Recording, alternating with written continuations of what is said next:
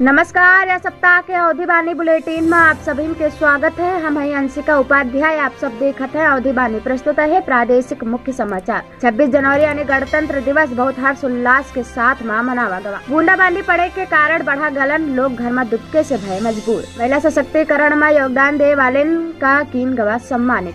संयुक्त अस्पताल में सेमस समेत 53 लोग भय कोरोना संक्रमित।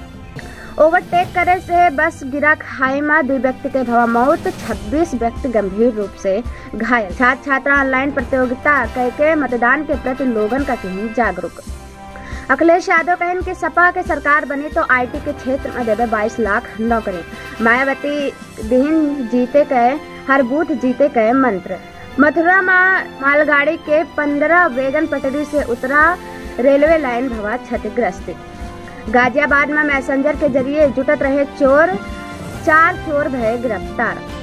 उत्तर प्रदेश में यूपी टीईटी के परीक्षा भवा, जिमा 22 लाख छात्र परीक्षा दिन, शासन प्रशासन सतर्क। अब समाचार विस्तार से। 26 जनवरी गणतंत्र दिवस बहुत हर्ष उल्लास के साथ मनावा गवा। जगह जगह पर कार्यक्रम आयोजित किन गवा। सांस्कृतिक कार्यक्रम, भाषण, गायन, एकल गायन, नृत्य आदि कार्यक्रम किन गवा। बहुत हर्ष उल्लास के साथ 26 जनवरी मनावा गवा।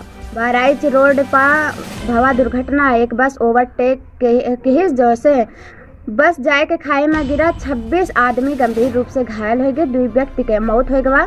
पुलिस मौके पर पहुंच के घायल व्यक्तियों का जिला अस्पताल पहुंचाइन और उनके परिवार का सूचना दीन। यही के साथ साप्ताहिक ऑडियो बुलेटिन समाप्त होते हैं। मंगल कामना के साथ है।